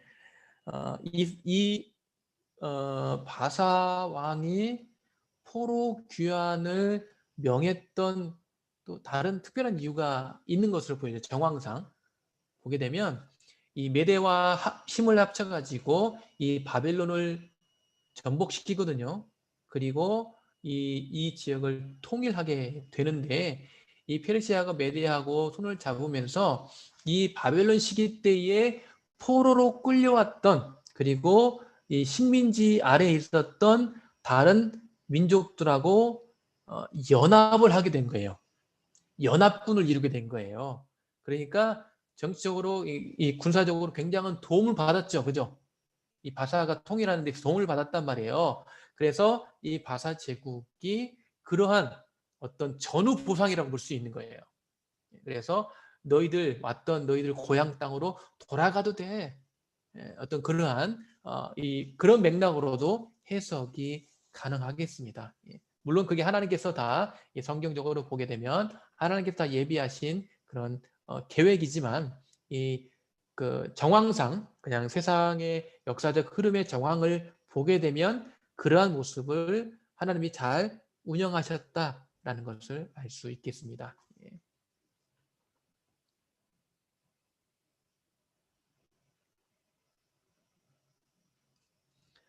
바사 시대가 한 200여 년간 200여 년 좀 넘게 이렇게 진행되면서 바벨론에 끌려왔던 유대인들이 이제 그 고토로 자기네 고향 땅으로 돌아가게 되는 그런 역사적인 배경이 됐던 이 바사 제국인데요. 늘 보면 이 메데, 바사, 페르시아, 이 바벨론은 늘 이렇게 뒤엉켜져 있었던 것을 보여지게 되고요. 하나가 전복시켰다고 완전히 막 멸망하고 없어지거나 그 존재가 사라지기 아니에요. 보면 역사 속에서 조금씩 남았다가 다시 세력이 커지면 이 바벨론이 뭐 정복하기도 하고, 바사가 정복하기도 하고, 메대가 이렇게 주도권을 잡기도 했다는 것을 역사 속에서 그것을 찾을 수가 있겠습니다. 예. 아수르 시대 때 이후에 이 국제 용어로 사용했던 게 바로 아람어예요. 예. 이게 뭐 아람어만 사용한 건 아니지만 아람어가 국제 용어로 사용되어졌다라는 거. 그리고 그 아람어가 시리아를 통해서 남쪽으로 그 언어권이 세력이 확대되고, 그리고 그 영향권이 예수님 시대까지 이어지게 됩니다. 그래서 갈릴리 지방의 사람들이 대부분 아람어를 사용할 수 있었던 것이 바로 그런 이유예요. 오랫동안 이 중국운동 지역에서 국제 용어로, 국제 언어로 사용됐던 게 바로 아람어입니다. 아람어. 예수님도 아람어 하셨어요. 그죠? 아람어 하셨고, 특별히 갈리 지방에 사역하실 때에 아람어를 종종 많이 사용하셨죠. 많이 사용하셨고, 특별히 성경에서는 어떤 기적을 행하실 때에 아람어를 사용하셔서 이렇게 표현해주고 있는 것을 보게 됩니다. 물론 예수님 히브리어 방언도 하셨을 거라고 보여져요. 이제 예수님께서 최후의 십자가상에서도 또 아람어를 하시고 돌아가시죠. 예. 엘리 엘리 라마 사팍다니. 예. 이제 엘리 엘리 라마 아잡타니 히브리어는 그렇게 표현해. 히브리 그 구약성의 시편에는 그렇게 표현되어 있어요. 그거를 아람어로 이제 번역이 돼서 예수님께서 표현하시게 된 거죠. 예. 어쨌든 그 당시에 사용했던 국제 용어가 아람어가 주로 잘 사용되어졌다라는 것. 물론 헬라 시대 때에는 헬라 문화 그리고 헬라 언어인 이 그리스어가 이 공용어로 사용되었지만 여전히 많은 지역에서 아람어도 같이 사용하고 있었다라는 것. 예. 아람어가 지금 남아 있어요. 사어라고 생각하지만 아람어가 지금도 사용되고 있습니다. 저 시리아 땅에서 아람어가 사용되고 있어요. 이게 시리악 아라마익 뭐 그렇게 표현되는 것 같아요. 아라미안 뭐 그렇게 표현되는 것 같은데 그 시리아 쪽에 있는 아람어가 현재 일부 지역에서 사용되고 있다. 문자는 좀 다릅니다. 문자가 조금 우리가 지금 생각하는 거하고 조금 많이 다른 내용이 있어요. 시리가 나왔어요 또. 뭘 답변하지 않겠대. 이게 조용히 이거 어떻게 거나 답변 안 해도 돼. 예, 예, 제가 시리아를 이야기하셔서 시리가 나온 것 같아요. 그런 것 같아. 지금 시리나 알았어. 조심해야지. 예, 시리아 먼저 시리아 나왔더니 이거 반응을 하네요 진짜. 이거 참말로. 지금 제가 이제 핸드폰이랑 같이 켜놓고 화면을 같이 두 개를 켜놓고 지금 같이 미러링으로 지금 보고 있어서 예, 그런 것 같습니다. 예. 크세르크세스는 여러분 에스더서에 나오는 아수에로 보여지고요. 예. 뭐 물론 사람마다 뭐 해석하기 좀뭐 다양하기도 해요. 근데 이제 뭐 300 영화의 배경이 된다. 뭐 어쨌든 그런 이야기들을 하고 있는데 예. 이제 크세르크세스 예. 아하수에로 같은 동일 인물로 그렇게 역사적으로는 평가를 하고 있습니다. 예. 이 바사 제국이 흥했다가 나중에 이 마케도니아 지방에서 이제 그 그리스를 통일하려고 하는 막강한 세력이 하나 일어납니다. 그 세력이 누구냐면 누가 이끄는 세력이냐면 바로 알렉산더의 아버지 필리포스 2세예요. 또는 빌립 2세, 영어로 표현하면 빌립이죠. 빌립 2세에 의해서 일어나게 되고 그리고 그리스 그 땅을 통일시켜요. 도시국가로 다 이렇게 중구난방으로 이렇게 있었는데 그걸 통일시킵니다. 통일시켜서 이제 통일시켰는데 빌리푸스 2세가 죽어요. 그게 여러 가지 설이 있어요. 뭐 알렉산더가 암살했다 아니면 다른 이유에서 죽었다 뭐 여러 가지 있는데 어쨌든 죽습니다. 죽고 알렉산더는 야심이 있었어요. 빌리포스 2세는요 그냥 그리스 통일한 거에 만족했습니다. 그런데 알렉산더는 어디를 향하고 있었냐면 시선이 어디를 향하고 있었냐면 바사 제국을 향하고 있었어요. 그리고 바사를 가서 실제 정복합니다. 바사도 정복하고 그 다음에 이집트도 정복합니다. 그러니까 엄청난 세력의 모습들을 갖게 돼요. 알렉산더가. 이제 다시 또 조금 제가 앞뒤로 가면서 좀 왔다 갔다 좀 헷갈릴 수 있는데요. 앞뒤에 지금 제가 설명을 계속 하고 있는 여러분이 좀 정리를 좀 이렇게 해 주시기 바랍니다. 나중에 PDF 파일 보시면서 느헤미야 시대 때의 주변국들을 보게 되면 유다를 중심으로 사마리아, 도비압, 길르앗, 모압, 이두메, 이런 지역들이 이제 유다의 이제 성전 재건과 성벽 재건의 방해들이 되죠. 다 방해를 놓습니다. 이런 사람들이. 그리고 결국 이 바사 제국은 알렉산더에 의해서 무너지게 돼요. 무너지게 되는데 이 바사 제국이 무너지고 난 다음에 이 알렉산더가 스스로 바사 제국의 왕으로 자칭하며 등극을 하고 또한 이집트로 가서는 스스로 또한 바로로 지칭하면서 등극하게 됩니다. 그래서 이 통일 왕국의 엄청난 이 제국을 이루게 돼요. 그런데 이 알렉산더가 주전 333년경에 등극했다가 10년 만에 거의 10년 만에 11년 만에 죽게 돼요. 322년 주전 322년경에 이 헬라 제국의 위기를 맞게 됩니다. 알렉산더가 죽으면서.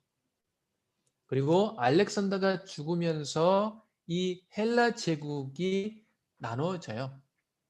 나눠지기 전에 이 제국들이 나눠지기 전에 디아도키 시대라고 표현하는데 이 디아도키 시대는 그 알렉산더의 장군들에 의해서 세력 다툼이 있었던 시기였어요. 세력 다툼. 그런데 이 세력 다툼이 결국에는 진압이 되고 이제 정리가 되고 이제 4개 왕조 셀류쿠스, 프톨레미, 그 다음에 리시마쿠스 왕조, 카산더 왕조 이렇게 4개의 왕조가 이 헬라 제국을 나누어 갖게 됩니다. 그 중에 이 이스라엘과 팔레스타인 이 땅에 영향을 미쳤던 왕조가 바로 프톨레미 왕조 또는 톨레미라고 표현되어 있죠. 그 다음에 셀류쿠스 또는 셀육시드라는 그런 왕조가 나누는 게 아니고 영향력을 미치게 됩니다. 그래서 이 두 왕조의 이 관계 속에 있는 이스라엘 이 땅을 이해를 하면 이 신구약 중간 시대의 역사를 이해하는 데에 굉장한 도움을 받고요. 그리고 신약 시대로 들어서는 데 있어서 굉장히 중요한 이해도를 가져다 줄 수 있겠습니다. 예.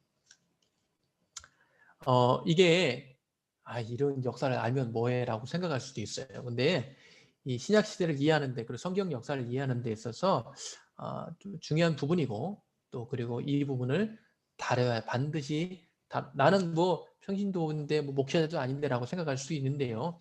사실 이 부분이 이 교회 안에서 이제 이런 지식의 공유가 있어야 돼요. 이거 목사님들만의 이런 지식이 되어서는 안 됩니다. 예.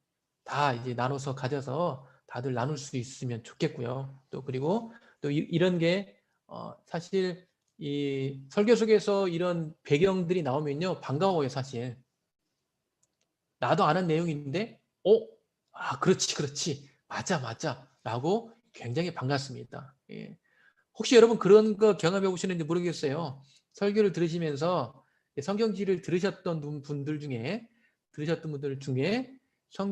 이제 설교를 들으시면서 성경 공부를 하시면서 공부했던 지명들이 나왔을 때 굉장히 반가웠다는 경험이 있을 거예요.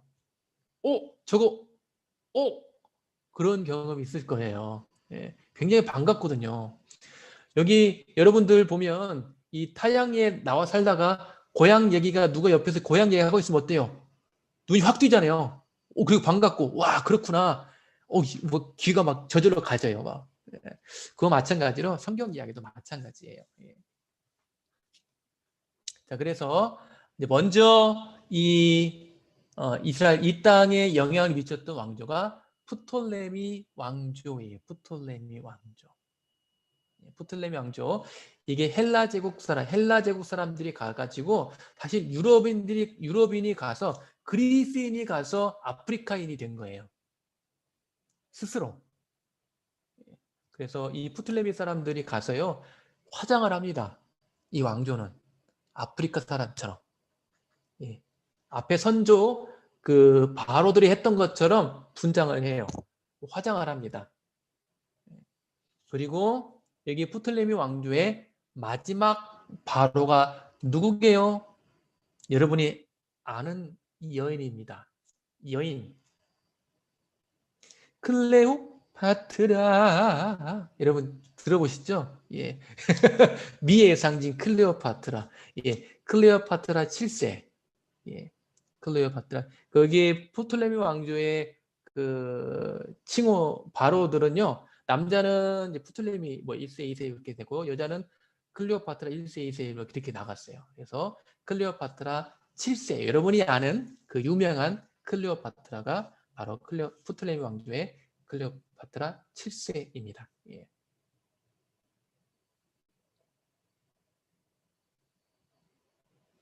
자, 그러면서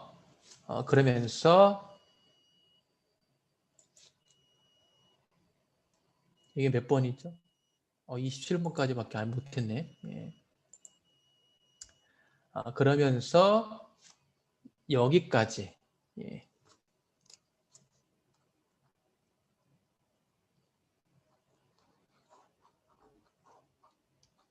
하면 할수록 이거 네 번으로 해야 되겠다는 그런 생각들이 많이 들어요 지금. 예, 시간이 이렇게 뭐 촉박하네요. 예, 하다 보니까 혹시 오늘 강의에 질문 있으시면 질문해 주시고요.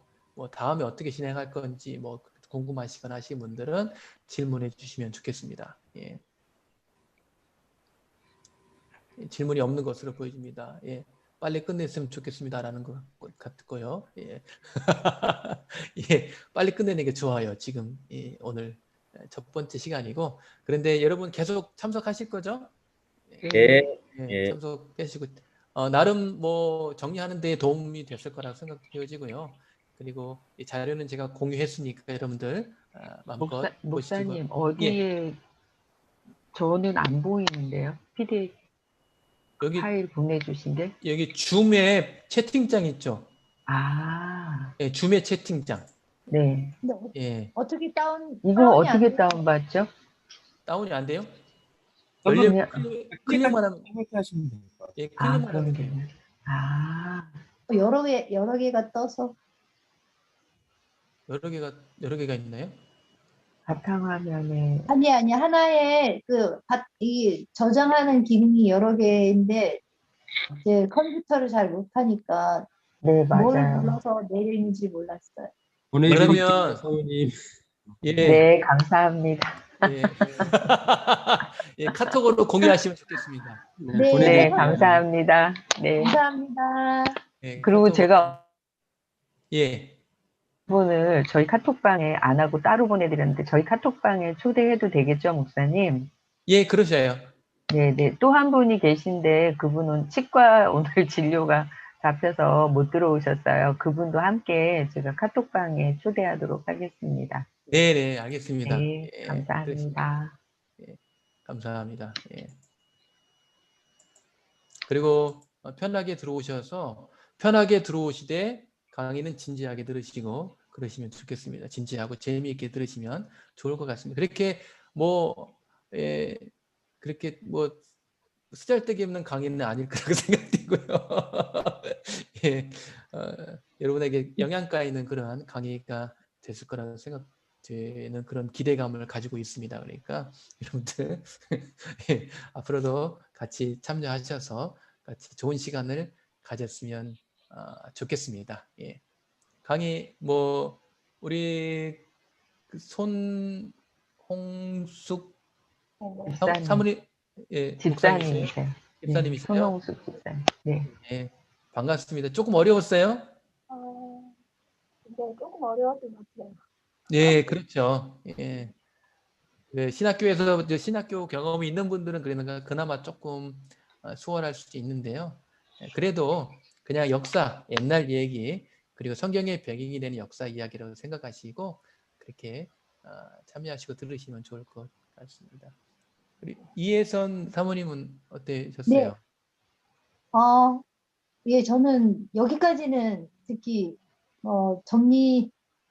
저희 이미 알고 있는 거를 많이 들었고요. 예. 좀 더 궁금한 거는 지금 클레오파트라 이야기를 하시다가 중단됐는데 나중에 조금 더 이 부분을 얘기해 주시는 거죠? 예, 이제 그 로마 시대 때로 넘어가면서 이제 네네. 중간 시기에 있었던 예, 그 로마 황제가 이제 등극하는 그 시기하고 예, 맞물려서 헤론 이야기하고 맞물려서 예. 같이 말씀드리도록 어, 하겠습니다. 예. 예, PPT로 이렇게 정리를 해주셔서 한눈에 정리가 잘 된 것 같아서 너무 좋네요. 예, 예. 감사합니다. 예.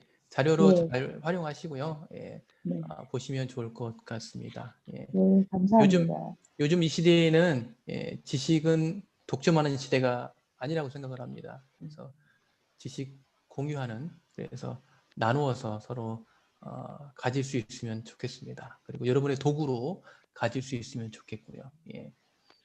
혹시 김두헌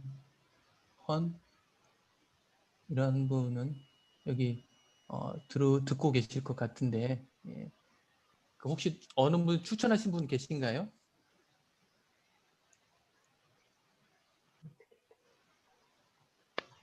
예. 아니 제가 이제 뭐 그러지는 않겠지만, 예. 혹시 이제 뭐 어디 신천지라도 들어왔으면 안 되니까, 예. 제가 예. 그럴 일은 없겠지만, 예. 그래서 제가 그냥 말씀드리는 거예요. 예. 예. 저 신천지 아니고요. 저 신천지 아니에요. 그러니까 걱정하지 마시고. 예. 예. 오늘 질문이 없으시면 그 김정환 목사님 잘 들으셨어요? 네, 잘 들었습니다. 예, 예. 잘 들으셨겠죠. 예, 그랬죠. 네, 잘 들었습니다. 예, 예. 그럼 기도하세요. 예. 예, 구 목사님 말씀하시네, 기도하시라고. 예. 그럼 기도하시고 마치면 될 것 같아요. 예, 김정환 목사님 기도하시고 마치겠습니다. 기도하겠습니다. 참으로 좋으신 하나님 아버지 감사합니다. 부활절 예배 잘 드리고 또 이렇게 성경의 역사 배경이 되는 귀한 강의를 들을 수 있게끔 은혜를 베풀어 주심을 감사합니다. 가르치는